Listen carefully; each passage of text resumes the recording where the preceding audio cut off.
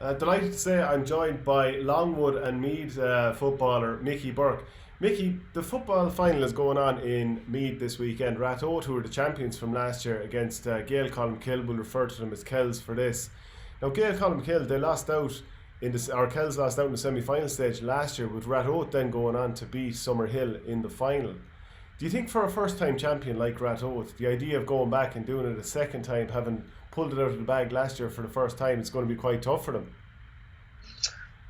Yeah, I suppose on paper, Shane, you'd be thinking that Ratoath maybe aren't as strong as last year initially, but they're in the final, so they could have been happy with winning their championship last year, but they've really drove on. They were kind of, the talk in Meath for years was, will Ratoath get over the line? They were kind of nearly men almost in Meath football, but they got their due rewards last year and they've pushed on again and again this year to be in the final again. So it is a very intriguing final, as a guy looking in from the outside, a Meath football man looking in the outside. So it's one that's really hard to call. Yeah, and like the thing with Ratoath, who are the champions, and like as I said, they beat Kells last year in the semi-final.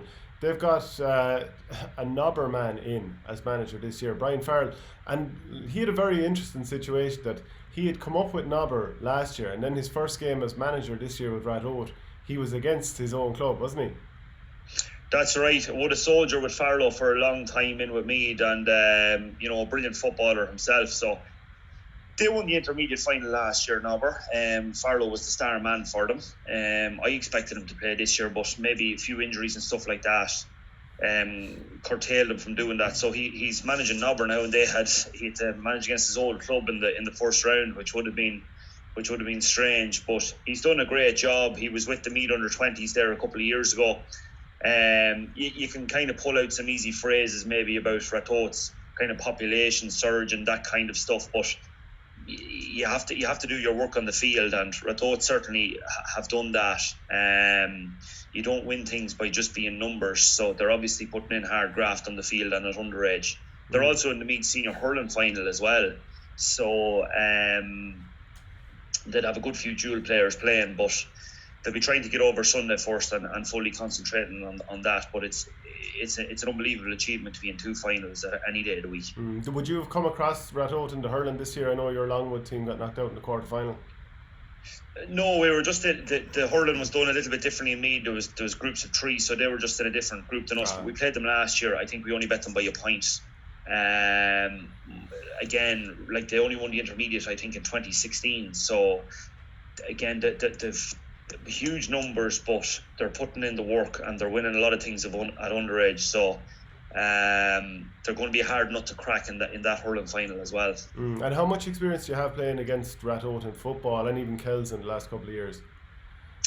Would have had more experience of playing Kells because we kind of would have been intermediate. Both teams would have been intermediate a few years ago. We played Ratoath in the first round of the senior last year, similar to Nobber. They gave us a monumental beating, but they're big, they're powerful, they have a great squad. It was men against boys stuff, but we were kind of, in a way, almost expecting that. Kells, like Ratoath, we're struggling to get over quarter-final stages and semi-final stages in Meath. I think it's important for Meath football to have Kells playing well. It's a big area in Meath. It's a football hotbed in Meath, like North Meath is, very passionate about football.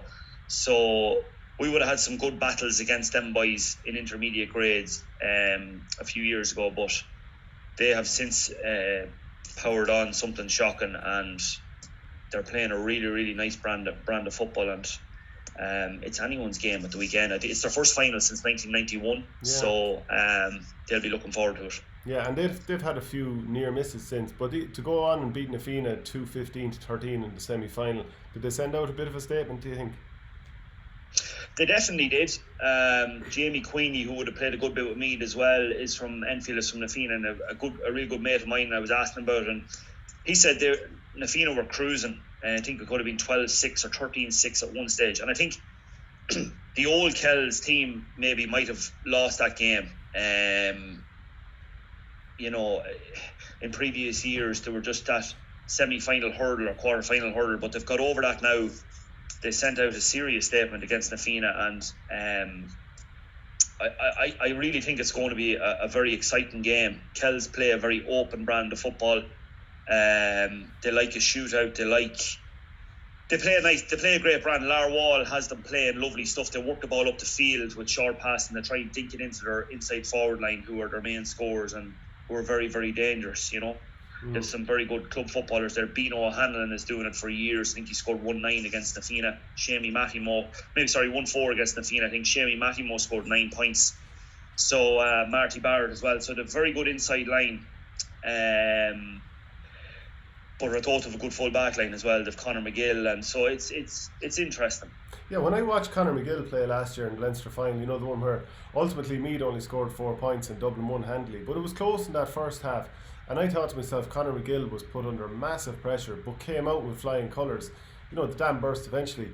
But like he's a top quality fullback, isn't he? Just like even across the country, he should be rated up among some of the very good ones.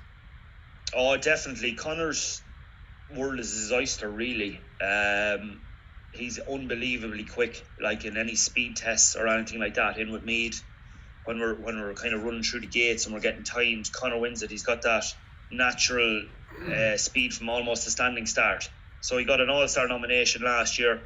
He's an out-and-out full-back, Conor, you know, and he plays brilliant in there, and he'll just do a job. I think he's been shoved back into the full-back line in the hurling as well, just kind of to go out and annoy a lad for an hour or so. He has that natural pace, and he can be a brilliant full-back for Meath for another guts of 10 years. Yeah, and what about Brian McMahon then? I presume he'd be the star man for Ratoath among them all.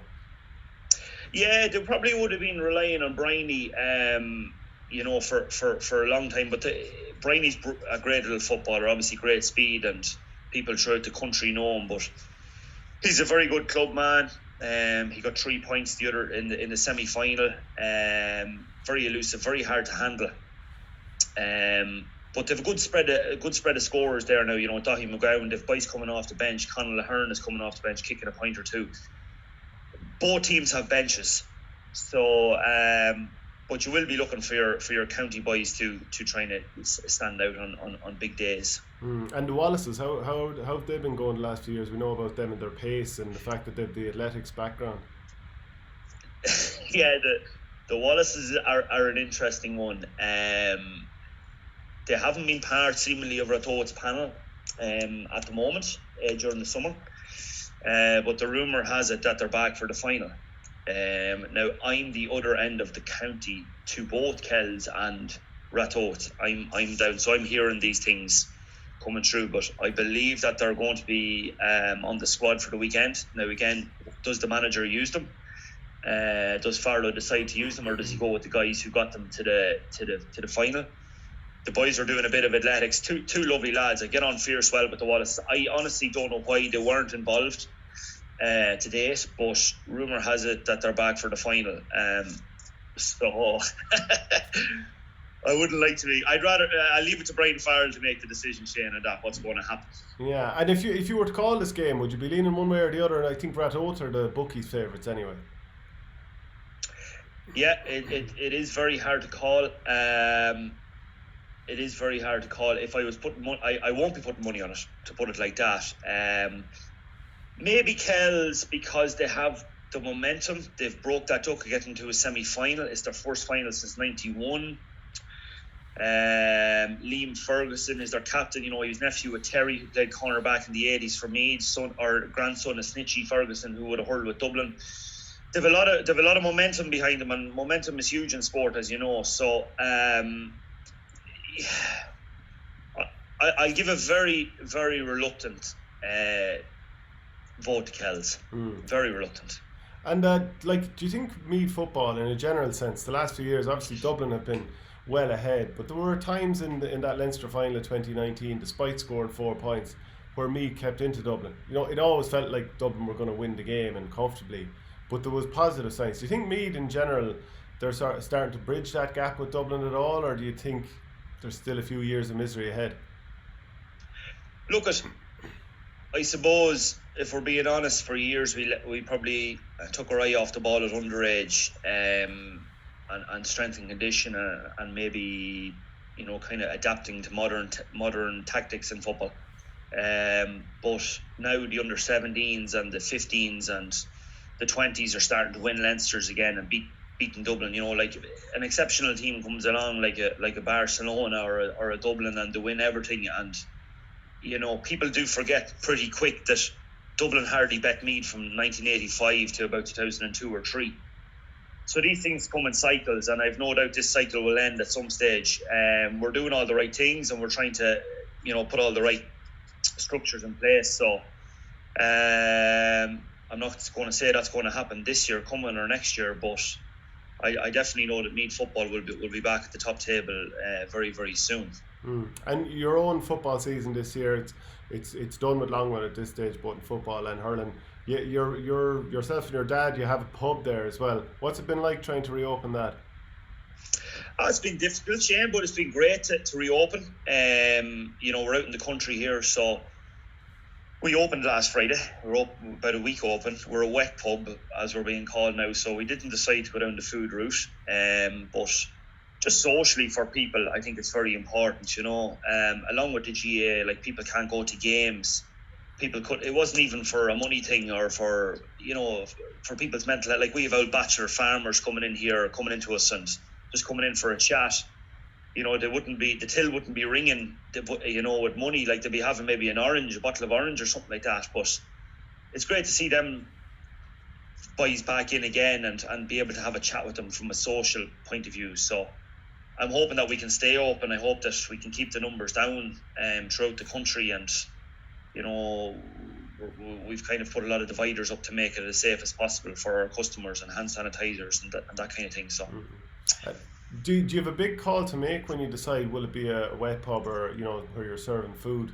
Because you have to weigh it up, like to keep a kitchen open. Obviously you have to health and safety requirements, staffing it, all that kind of stuff. Is it a big decision to make? Because when you saw it pushed back and pushed back and pushed back for wet pubs, was there a point where you're thinking we need to get food in here, or God knows when we'll be able to open the pub again? Yeah, I was getting to that stage. I was reluctant to do it because I didn't kind of want to go down that. No, I'm not saying that every pub did it, but I didn't want to go down that kind of greasy, just a burger and chips or a kind of a crappy pizza. Like I wanted to, if I was going to do the food, Shane, I was going to try and do it right. And it's been something that's been in my head for a while, because I think the days of just lads coming in drinking pints is almost gone. You need another carrot. You need maybe coffee and a scone. Open up a bit earlier, soup and a sandwich, to get people in. Because drink driving laws, no smoking, everything is.